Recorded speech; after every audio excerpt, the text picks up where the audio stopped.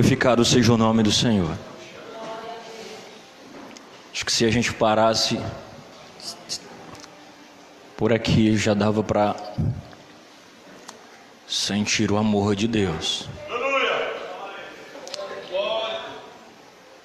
Chore e canta lá. Oh Deus, estamos felizes. Quem sabe você entrou aqui e há tempos não sentia que há um Deus que te ama. E se você saísse com essa convicção daqui nesta noite, eu já considero o sermão concluído. Que há um Deus que te ama, mesmo que as circunstâncias digam o contrário. Há um Deus que controla, cuida do seu povo. Aleluia, louvado seja o nome do Senhor. Eu quero dar seguimento a uma série de mensagens que nós iniciamos sobre o fruto do Espírito. Alguns dizem fruto, outros frutos. Nós não vamos brigar aqui pelo singular ou plural, apesar de eu enxergar particularmente uma laranja com alguns gomos, e esses gomos seriam 9 gomos, que seriam cada um desses gomos do fruto do Espírito. A palavra do Senhor lida no início desta noite fala o seguinte, eu vou reler, você pode acompanhar. Diz assim, Gálatas 5, 22 ao 26. Eu vou ler só o versículo 22, que ele diz assim: mas o fruto do Espírito é amor, alegria, paz, longanimidade, benignidade, bondade, fidelidade, mansidão, domínio próprio. Até aí. Hoje eu quero me restringir ao amor. O apóstolo Paulo inicia com o que nós chamamos no português de conjunção adversativa, quando ele diz mas. Esse mas, ele está dizendo o seguinte: ele está contrapondo tudo o que foi dito antes. Em Gálatas do 5, do 19 ao 21, onde ele fala sobre as obras da carne. Quando o Espírito não governa, quando apenas a carne governa, eu sou controlado e levado a viver segundo a minha própria natureza. Mas o apóstolo Paulo pega e diz assim: mas, tem um mas aí. Se você entregar a sua vida ao Espírito de Deus, você vai viver de um modo diferente, porque esse Espírito frutifica em ti afeto, frutifica amor, benignidade, paciência. Ele te capacita para vencer as dificuldades e não viver de um modo pecaminoso, mas de um modo que agrade o nosso Senhor. Louvado seja o nome do Senhor. Eu quero que você entenda que essa lista do versículo 22 de Gálatas, eu poderia dividir ela didaticamente em 3 categorias. Os aspectos internos, que falam sobre a saúde interior. Essa saúde interior ela é dada pelo amor, pela alegria e pela paz. São aspectos que, quando o Espírito está em mim, mesmo que o mundo esteja desabando ao meu redor, eu sei que tem o amor de Deus derramado no meu coração. Então eu não revido quando o mundo me ataca. Eu sei que o amor de Deus está em mim. Então eu não revido agressivamente, eu amo. É isso que o Espírito faz em nós. Temos também os aspectos externos, que falam sobre o nosso comportamento com as pessoas, que é ser longânimo. Muitos talvez não saibam o que significa, mas significa em ser tardio em irar. No original seria alguém que tem um pavio longo, até queimar, né? Nós contrapomos a cultura quando diz: fulano tem um pavio curto. O longânimo seria alguém que tem um pavio bem longo, que para ele zangar levaria bastante tempo. Benigno, bom, quando eu entrego os meus direitos a Deus. Ainda tem os aspectos relacionais, que estão relacionados com devoção, fé. Em algumas versões vem como fidelidade. Domínio próprio, mansidão. É o fruto do Espírito agindo em nós. E quando ele age em nós, nós não agimos de qualquer maneira. Mas há uma diferença no nosso caminhar, porque agora não é mais o nosso desejo, mas o Espírito de Deus nos conduzindo. Eu quero começar o cabeçalho disso tudo, o início de tudo isso. A essência, a virtude essencial de Deus é o amor. O amor, ele tira o foco de nós mesmos e põe no outro. O amor, ele não pode ser egoísta. Quando eu amo, eu paro de pensar um pouco em mim e passo a pensar mais no outro. Existem 4 termos gregos que descrevem amor. Eros é um exemplo, fala sobre um amor sexual, carnal. Existe uma outra expressão chamada storge, que tem a ver com uma afeição natural de um pai para com o filho. É da família com sua prole, com seus filhos. Existe também o amor filia, que tem a ver com um relacionamento desapaixonado. É um amor sincero, mas que não quer um relacionamento de paixão. Existe ainda o amor ágape. Esse é diferente. Esse é diferente. Esse amor ágape é o amor de Deus para comigo e com você. É um amor incondicional, um amor divino, eu diria. É o amor dado aos indignos, alguém que não merece, mas ainda assim é alvo do amor. É eu e você, está descrevendo a mim e você. Mesmo pecadores, mesmo inimigos de Deus, agora Ele nos ama com um amor incondicional e deseja que nós nos voltemos para Ele. Louvado seja o nome do Senhor por isso. Eu quero dividir esse sermão em 2 pontos e uma conclusão. Eu quero falar sobre o amor de Deus e quero falar sobre aplicações práticas em 1 Coríntios capítulo 13. Dentro do amor de Deus, eu quero te falar sobre um texto que Jesus, lá em Mateus 22, do 36 ao 38, alguém pergunta, um doutor da lei, chega para Jesus e diz assim: mestre, qual é o maior de todos os mandamentos? Com certeza você sabe recitar esse versículo de cor. Jesus responde e diz: ame o Senhor, o seu Deus, de todo o seu coração, de toda a sua alma, de todo o seu entendimento. Este é o primeiro e maior mandamento. E o segundo é semelhante a ele: ame o seu próximo como a si mesmo. Qual é o resumo disso? Ame a Deus, ame o próximo e ame a você mesmo. Ame a Deus, ame o próximo e ame a você mesmo. No amor a Deus, você precisa entender que não se trata de um sentimento aqui. O amor que Deus tem por nós não é um sentimento, é uma decisão. Ele decidiu nos amar, Ele decidiu nos abraçar. Trata-se de uma escolha consciente de Deus. Sabe qual é o grande problema? É que a sociedade atual banalizou o termo amor. Há uma descaracterização de um termo bíblico. Hoje nós entendemos amor dentro de um conceito humano, onde amor não é algo excelso e profundo, e sim analisado sobre a perspectiva humana, onde você já espera a retribuição. Você diz um eu te amo, esperando um eu também. Você ama e espera um retorno, uma correspondência. Um amor agora que nós dedicamos a coisas, a objetos. Nós amamos aquilo que nos dá prazer. Não é raro você encontrar alguém dizendo: eu amo malhar, eu amo comer, eu amo pizza, eu amo. Alguns usam até o termo adoro. Uma descaracterização do termo bíblico. Quando nós vamos usar isso para com Deus, muitas vezes nós dizemos: eu amo a Deus, mas já espero que Ele me abençoe de volta. Nós entregamos para Ele migalhas do nosso amor e já queremos algo em troca. O amor de Deus não é assim. A ideia central de amor e de adoração a Deus foi descaracterizada pela humanidade.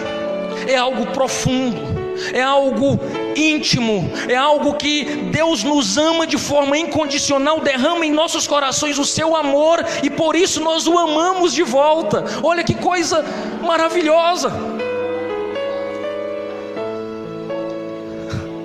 Romanos capítulo 5, versículos 8 e 9, Paulo diz que Deus demonstra seu amor para conosco quando Cristo morreu em nosso favor, quando ainda éramos pecadores. Quem que teria coragem de morrer por um pecador? Alguém teria coragem de oferecer a sua vida, a sua liberdade por alguém que acabou de cometer um crime? Ninguém. Mas mesmo quando você está pecando, Deus olha para você e diz assim: ainda amo. amo do mesmo jeito e espero que volte para mim. Aborreço a sua prática, mas ele é alvo do meu amor. Você precisa entender isso. É uma loucura. João, 1 de João, o apóstolo escrevendo, ele diz que nós amamos, sabe por quê? Porque ele, o Senhor, nos amou primeiro. Ele não exige nada de nós que ele não nos tenha dado. Ele disse: eu te amo, mesmo quando nós dizemos que não amamos, ou muitas vezes quando falamos que amamos e nossas atitudes demonstram o contrário. Deus continua nos amando. Eu só vou conseguir amar a Deus, amar a minha família, os meus amigos, até os meus inimigos, porque Ele me amou primeiro, de forma profunda, larga, incondicional e eterna. Não existe a menor possibilidade de algo durar.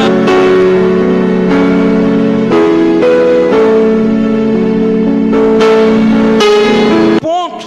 Amar o próximo. Você vai ver aqui que é algo profundo. Jesus escrevendo ou pregando no Sermão do Monte, os evangelistas registram isso. Ele pega e declara algo muito interessante. Olha o que Jesus diz, Mateus 5:43. Jesus olha para aquela multidão e diz assim: vocês ouviram o que foi dito? O que era dito era o seguinte: ame o seu próximo e odeie o seu inimigo. Alguém vê algo estranho nessa frase? Não. É o natural. Você amar alguém que está próximo de você lhe beneficia, e aborrecer alguém que está distante, que lhe causou algum mal. Jesus, vocês ouviram o que foi dito? É desse jeito que a sociedade trata. Aí ele diz: mas eu lhes digo, ame os seus inimigos e orem por aqueles que os perseguem, para que vocês venham a ser filhos de seu Pai que está nos céus. Que loucura! Isso é uma coisa que não é natural, não é um sentimento, porque eu não sinto que devo amar o meu inimigo. Mas quando o amor de Deus está derramado em nossos corações, o cenário muda. Agora eu não só amo, como faço talvez a declaração. Vocês querem saber uma declaração de amor profunda? É quando alguém diz assim: eu estou orando por você. Talvez a mais bela declaração de amor seja alguém dizer assim: eu oro por você. Sabe por quê? Porque esta pessoa tem interesse na tua vida espiritual. Ela gasta o tempo que ela podia estar pedindo, sei lá o que, e diz assim: Deus, lembra de fulano, muda o cenário da vida de fulano. Aqui Jesus está dizendo que eu devo amar aquele que me maltrata, me machuca, que me fere, e que eu não vou sentir que devo, mas eu devo, porque o amor de Deus está derramado em meu coração. Paulo, escrevendo aos Romanos, ele mostra a violência desta declaração. Ele escreve aos Romanos no capítulo 12, 19, e diz assim: amados, nunca procurem vingar-se, mas deixe com Deus a ira, pois está escrito: minha é a vingança, eu retribuirei, diz o Senhor. Pelo contrário, se o teu inimigo tiver fome, dá-lhe de beber. Se tiver fome, dá-lhe de comer. Se tiver sede, dá-lhe de beber. Olha que coisa maravilhosa.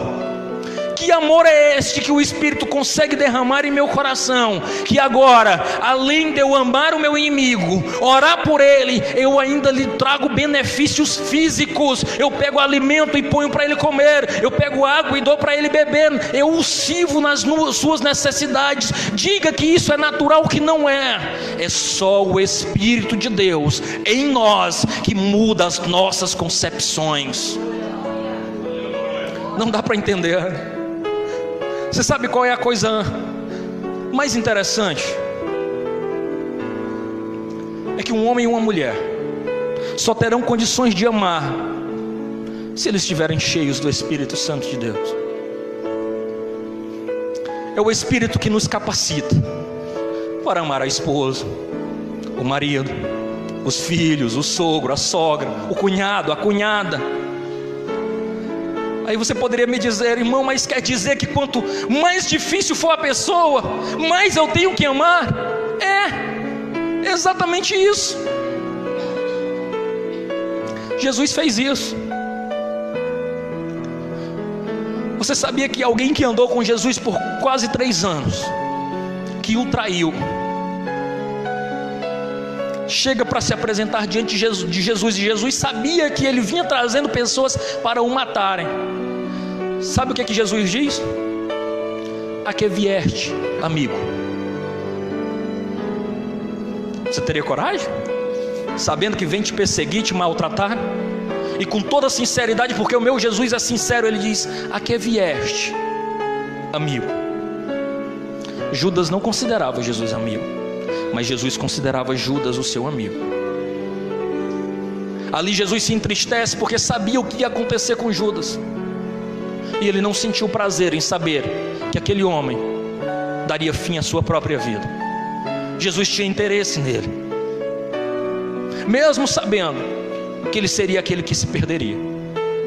Isso não impediu Jesus de amar aquele homem. Do mesmo modo ele fez com Pedro. Quando Pedro desiste de tudo e diz: acabou, leia lá João 21, o Evangelho de João, capítulo 21, acabou para mim, eu vou pescar. Pedro estava dizendo: não tenho mais interesse nesse ministério, já neguei Jesus, eu não sirvo para nada. Jesus chega, eles estão pescando, não pegaram nada. Jesus aparece na praia, olha para aqueles homens pescando e diz assim: covardes. É assim que ele diz? Não. Filhos. Chamou uns covardes de filho, porque eles traíram, abandonaram o ministério, juraram que não deixariam Jesus, e estavam cada um interessado em tocar suas vidas sem Jesus. Mas Jesus olha e brada, como ele brada para mim e para você: filho, meu filho, volta para mim, a história ainda não acabou.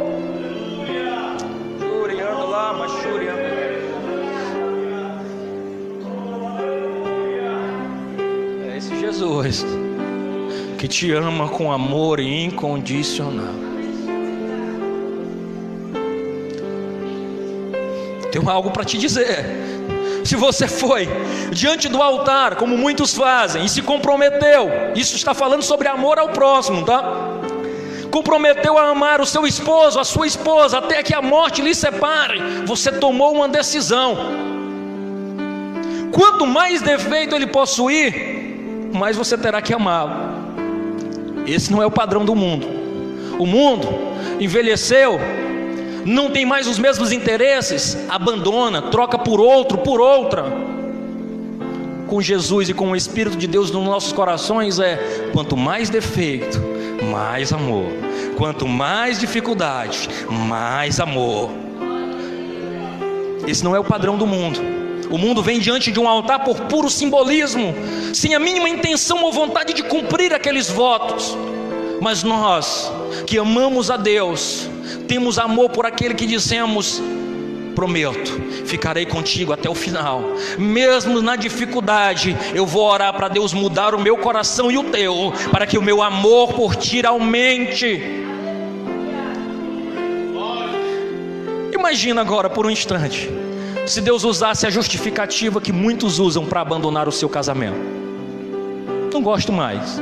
Se Deus olhasse para nós e dissesse: vou abandonar, me traiu, não serve, envelheceu, Ele já teria nos abandonado há muito tempo. E saber que apesar dos meus defeitos, das minhas falhas de caráter às vezes, apesar das minhas falhas com alguém iracundo, Deus me ama. Se isso não enche o teu coração de alegria, enche o meu.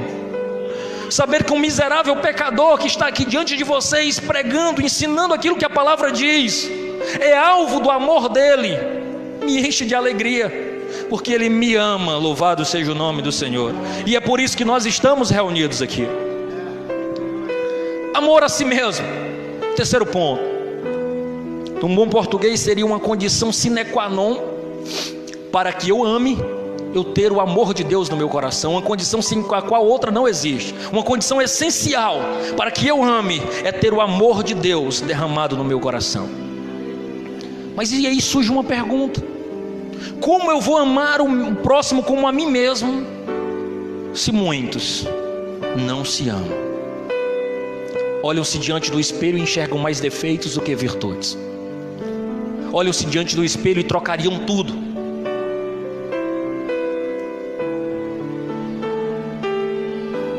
Não sente o menor prazer.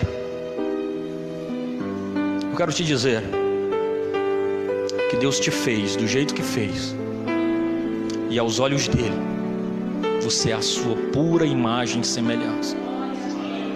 Você é amado por ele. Se ame. Você é especial para ele. Você é alvo do amor dele.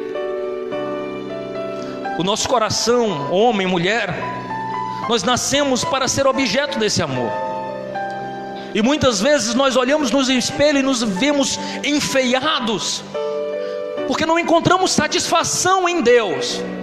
Há no coração do homem um buraco do tamanho de Deus, e que às vezes a sociedade nos ensina que se eu tiver um bom carro, uma boa casa, um bom emprego, pronto, está tudo resolvido. Alguns são ensinados que se um príncipe encantado chegar, ou uma princesa encantada, pronto, resolveu os seus problemas. Não, esse é o padrão do mundo. O nosso padrão de beleza, o nosso padrão de amor por nós mesmos tem que ser de Deus. A nossa referência não pode ser o mundo, a mídia, aquilo que está lá fora, mas o amor de Deus. Ele pode preencher o teu coração. Você vai encontrar aí várias pessoas que têm dinheiro e continuam pobres, que têm status social e continuam sozinhos em meio à multidão, que tentam preencher as suas vidas com viagens, com parceiros, com amantes, e nada, porque o vazio que eles têm no coração não é um vazio de coisas, mas é um vazio do amor incondicional de Deus, que dá sentido à vida.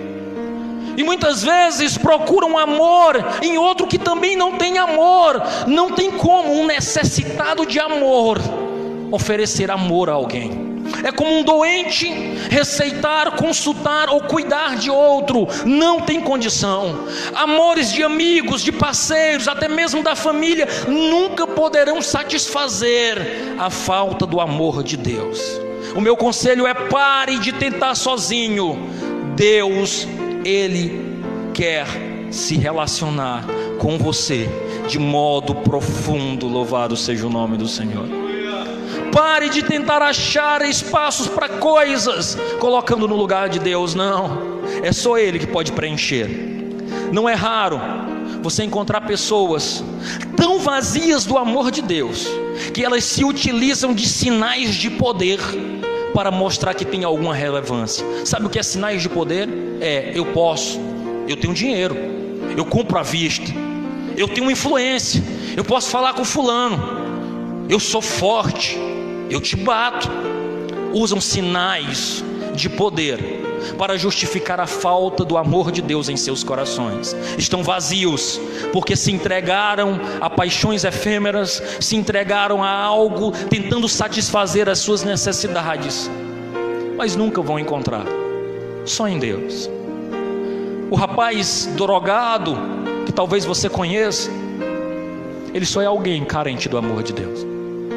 A menina que talvez se vendeu para a prostituição, ela é alguém extremamente carente do amor de Deus. Não foi apresentado a ela que existe um Deus que a ama. Aleluia. Nós fomos deformados, irmãos, pelo pecado que muitas vezes habitou o nosso coração, e nos vendemos e nos entregamos a paixões desse jeito. Mas Deus, Ele está aqui nesta noite dizendo que você é importante. Tem um hino que diz assim: quero que valorize o que você tem. Você é um ser, você é alguém tão importante para Deus. Você tem um valor. Louvado seja o nome do Senhor. Esse Deus que estar aqui, Ele quer que você escute isso, que você é amado dEle. Eu quero transformar o resto da mensagem em algo de aspecto prático. Eu quero basear isso em 1 Coríntios capítulo 13, do versículo 1 ao 7. O capítulo 13 de Corinto talvez seja o capítulo mais lido em casamentos, noivados, em celebrações de namoro e por aí vai.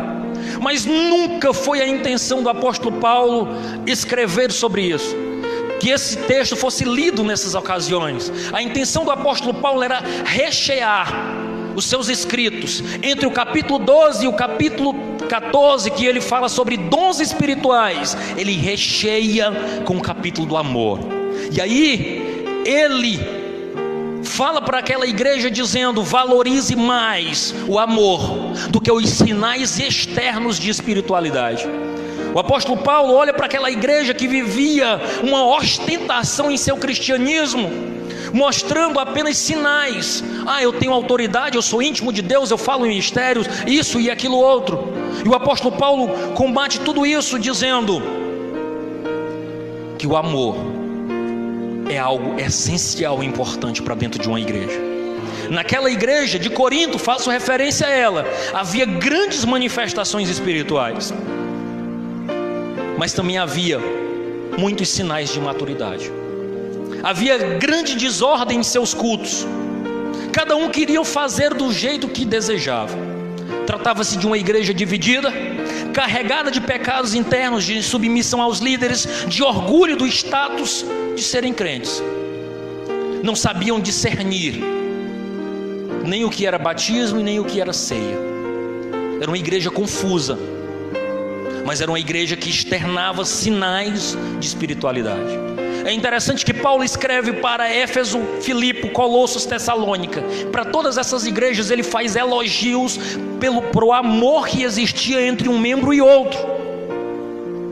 De Corinto ele não faz isso. O que ele elogia é apenas a presença de dons espirituais, mas não fala nada de amor entre um irmão e outro. É importante que nós entendamos que não há na vida cristã alguém que é conduzido pelo Espírito de Deus espaço para incoerência. Chega de pais que às vezes na igreja estão cheios de graça, pregam e o milagre acontece, mas em casa são vazios de amor com sua esposa, com seus filhos. Não são coerentes naquilo que vivem, são uma bênção na igreja, mas quando chegam em casa são detratores, machucam, ferem, não amam, não agem de acordo com o que a palavra ensina. Chega de esposas que muitas vezes não faltam uma programação da igreja, mas em casa são secas, incapazes de demonstrar amor pelos filhos, pelo esposo, incapazes de gerar um lar acolhedor. Chega de maridos que muitas vezes são tidos como homens de Deus, oram e o milagre acontece, mas às vezes em casa são uma farsa, incapazes de dialogar. Péssimo pai, péssimo marido, péssimo profissional. Não cabe para aqueles que têm o amor de Deus derramado em seus corações. Chega de filhos que cantam, pregam, são uma bênção, mas em casa são insubmissos, respondões aos pais, desobedientes. Não cabe aquele que abraçou o Evangelho, deixou o Espírito de Deus entrar em seu coração, precisa melhorar nesses aspectos, precisa vencer esses aspectos. A vida cristã, ela não é provada nesse ambiente, ela é provada lá na sua casa, no modo como você trata o seu esposo, a sua esposa, no seu trabalho, na sua faculdade. Quando ninguém te ver, é que há evidências de que o Espírito Santo de Deus está na minha vida. O apóstolo Paulo escreve para esta igreja, dos versos 1 ao 3, ele fala sobre a superioridade do amor. O texto diz assim: ainda que eu fale as línguas dos homens e dos anjos, se não tiver amor, Serei como um sino que ressoa, ou como um prato que retine. Ainda que eu tenha o dom de profecia e saiba todos os mistérios e todo o conhecimento, e tenha fé capaz de mover montanhas, mas se não tiver amor, nada serei. Ainda que eu dê aos pobres tudo o que possuo, entregue o meu corpo para ser queimado, se não tiver amor, nada disso me valerá. O amor, ele é superior a todos os dons. Havia um pensamento em Corinto que alguém que tinha dons espirituais era íntimo de Deus. Paulo escreve para aquela igreja e condena isso, faz uma crítica a esta supervalorização dos dons em detrimento do esquecimento do amor. Paulo vai dizer que o amor, ele é superior a línguas, a profecias, a conhecimento, ele é superior até mesmo a milagres e autossacrifício. Quando o indivíduo se entrega até mesmo ao martírio e se entrega a ser machucado e ferido em nome de uma causa, se não tiver amor, não vale de nada. Paulo estava dizendo que a minha e a sua motivação em servir, se não for por amor genuíno, for para ter o nome escrito, for para ter o nome em destaque, não adianta de nada. Duro, não é? O Deus que sonda corações entende o nosso interior e sabe das nossas intenções, às vezes até as mais nobres, mas se não é carregada de um amor genuíno, não vale de nada. A igreja de Corinto tinha sinais externos de espiritualidade, mas estava rachada, cheias de ranhuras, traumas, partidos e cisões. Apesar de todos os dons que possuía, faltava ali o amor de Deus. A presença de divisões e de queixas no meio de uma igreja são sinais de que falta muitas vezes amor sincero. Eita, Paulo que bate forte. Paulo, continuando escrevendo, ele diz que existem virtudes no amor. E aí ele pega e diz, nos versículos 4 a 7, 3 coisas. Primeiro, o que o amor é. Segundo, o que o amor não é. E terceiro, o que o amor faz. E ele pega e diz assim: o amor é, verso 4, o amor é paciente e bondoso. Ser paciente, irmãos, é não tomar a vingança, é não tomar e responder com suas próprias mãos a calúnia, o enfrentamento. Quem anda de moto e de carro tem um item em carro e moto que você só percebe que ele existe quando ele dá problema. Chama-se de amortecedor. Quando o amortecedor estoura, você sente algo diferente do transporte. Meu Deus, o que está acontecendo? Até então, você nem sabia que ele existia.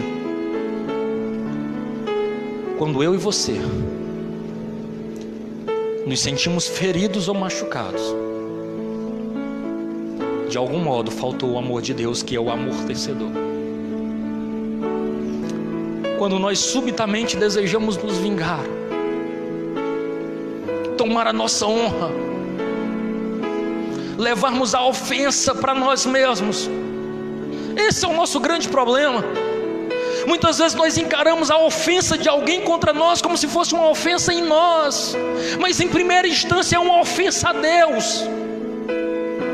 Eu lembro-me de Samuel, o povo de Samuel: nós queremos um rei, as nações vizinhas têm um rei, nós queremos também um.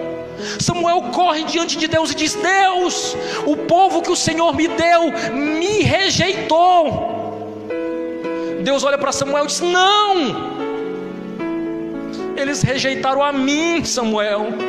A ofensa não foi contra você, foi contra mim. A ofensa que você sofre, aquilo que tentam te machucar, em primeira instância fere o coração de Deus. Ah, irmãos, é fácil? É não. Ao sermos machucados, o nosso desejo é nos vingar, é ferir, é retribuir. Mas o amor de Deus em nossos corações, Ele nos ajuda a ser paciente. E quando nós temos paciência e dizemos: Senhor, cuida da minha reputação.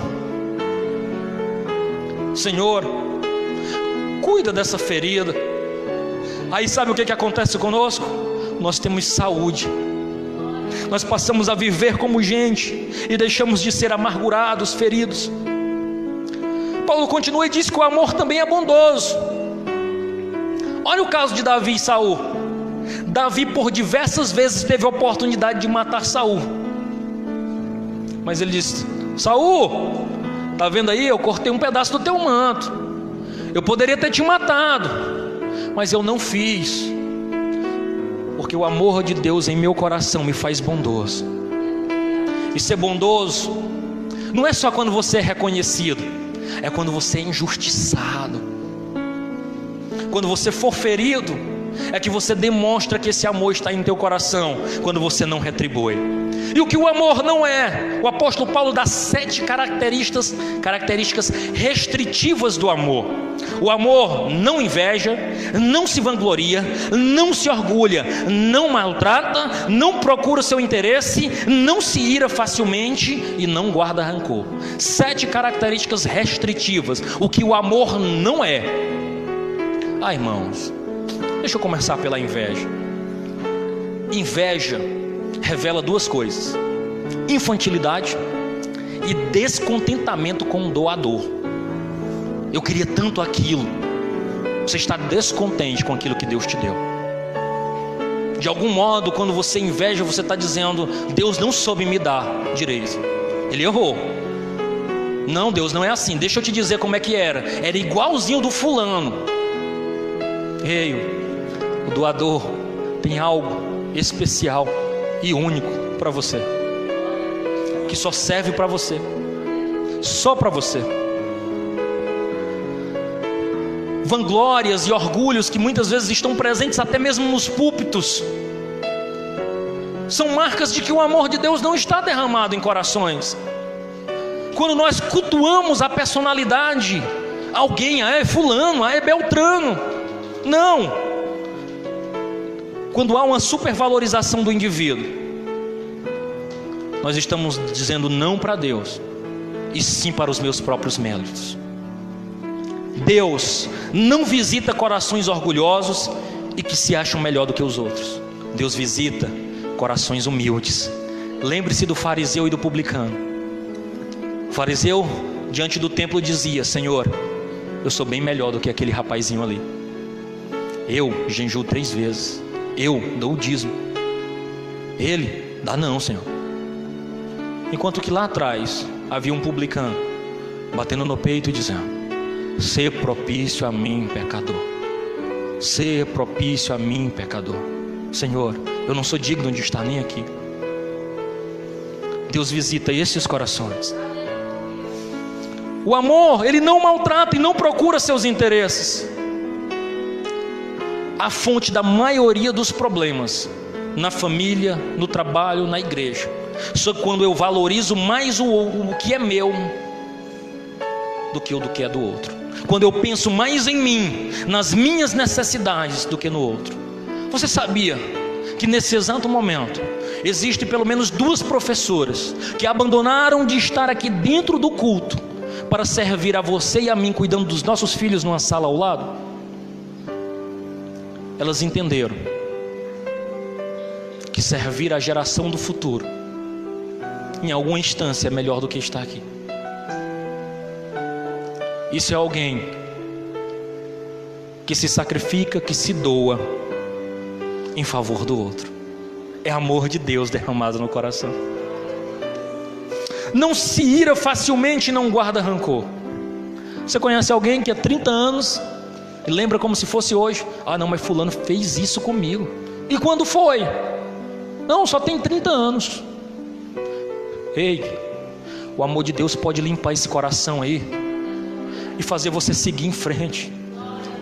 Deixa para trás, deixa na cruz a ofensa, esquece e segue a tua vida adorando o nome do Senhor. E o que o amor faz? Características afirmativas do amor são intrínsecos. Paulo diz que o amor, ele não se alegra com a injustiça, ele se alegra com a justiça. Diante da injustiça, o amor reprova, lamenta, denuncia, e diante da verdade se alegra, mesmo quando a verdade dói. Paulo ainda diz que o amor tudo sofre e tudo suporta. Paulo pensa exatamente no amor de Cristo, que tudo sofreu e suportou por nós, por amar a mim e por amar a você. O amor ainda tudo crê e tudo espera. Ele espera, inclusive, o melhor das pessoas. Siga sua vida cristã, não crendo em conversas, mas crendo em pessoas. Ah, mas eu soube. Dê primeiro razão ao indivíduo, e não ao que você soube, ao que te disseram, ao que me falaram. O amor que tudo crê e tudo espera, ele não se alegra na ruína, no desastre de alguém, só para ter o prazer de dizer assim: eu não disse, eu avisei, demorou, foi muito. Não é amor de Deus derramado em corações. O amor espera o melhor. Eu tenho uma palavra aos solteiros. Você que é casado, tchau. Mas você que é solteiro, eu quero te dizer: durante o namoro, jovens, muitas vezes é comum o aumento da intimidade, coisas que não é para ser experimentada durante o namoro. E quem sabe o namorado e a namorada cheguem a dizer: vamos às vias de fato. Vamos esperar para quê? Você não me ama, eu não te amo. Atenção, meninas, um homem de Deus, cheio do amor de Deus, jamais virá com uma proposta dessa. Se ele lhe ama, ele vai esperar o tempo certo. Quem ama, respeita e preserva, não se apressa em possuir, porque sabe que você tem um dono. Quem ama está interessado a conhecer a pessoa e não fazê-la dela um objeto sexual. Atenção, meninos, quando uma menina chegar com uma proposta talvez semelhante, diz: você não me ama? A concorrência está desleal, né? Vamos logo, vamos esperar para quê? Aí eu lhe digo: caia fora, preserve o seu futuro, porque solteiros, espere no Senhor, porque quando chegar o tempo, e vai chegar, vai ser a melhor coisa, porque tudo que Deus dá é perfeito, inclusive na área sexual. Eu concluo dizendo o seguinte: o grande vazio existente em teu coração só será preenchido pelo amor de Deus. Aceite esse amor, ele está disponível a você. Amores são apenas complemento, amores de amigos, de família. O amor principal é o de Deus. Viva esse amor, valorize a si mesmo. A valorização de si mesmo, ele reflete no modo em como eu trato inclusive o meu corpo, o que eu visto, o que eu como eu ando, o que eu digo, reflete o modo como eu me valorizo. Amor ao próximo, muitas vezes nós nutrimos inimigos imaginários na nossa cabeça, pessoas que possivelmente estejam nos ofendendo, nos machucando. Não alimente isso. Deixa o Senhor limpar o teu coração e te ajudar a perdoar e te livrar desses sentimentos, para que enfim você possa experimentar o amor de Deus. Quem sabe faz tempo que você deixou a igreja. É com você que eu quero falar. E as coisas estão até indo bem. E você disse: rapaz, eu pensei que ia dar tudo errado, mas eu estou bem. Os negócios aumentaram, conheci alguém especial. Eu até diria que está uma bênção estar longe da igreja. A minha dica para você é cuidado. Não abuse do amor de Deus. Mesmo distante, o que te tem feito ficar bem é a boa mão do Senhor te guardando para te trazer de volta. Se você não conhece a história de Oséias, eu te indico, não vou falar por causa do tempo, mas só para você ter uma ideia. Deus desafiou Oséias dizendo assim: Oséias, sabe aquela mulher que te traiu, que foi morar num prostíbulo? Sei, Senhor. Vai lá, Oséias, paga para os homens que se deitam com ela tratá-la bem. Oséias, paga para eles cuidarem dela em amor. e espera com paciência o dia que ela volte para os teus braços, Oséias. Isso é uma demonstração, Oséias, do que o povo de Israel tem feito comigo, diz o Senhor. Tem me traído, tem me abandonado, tem ido atrás de outros deuses, mas ainda assim eu tenho os abençoados, guardado, esperando o dia deles voltarem para mim. Muitas vezes traímos o Senhor indo atrás de coisas fúteis. Mesmo assim Deus nos atrai com seu amor. Ele fala isso em Jeremias: eu amei com amor eterno e com amor leal te atraí.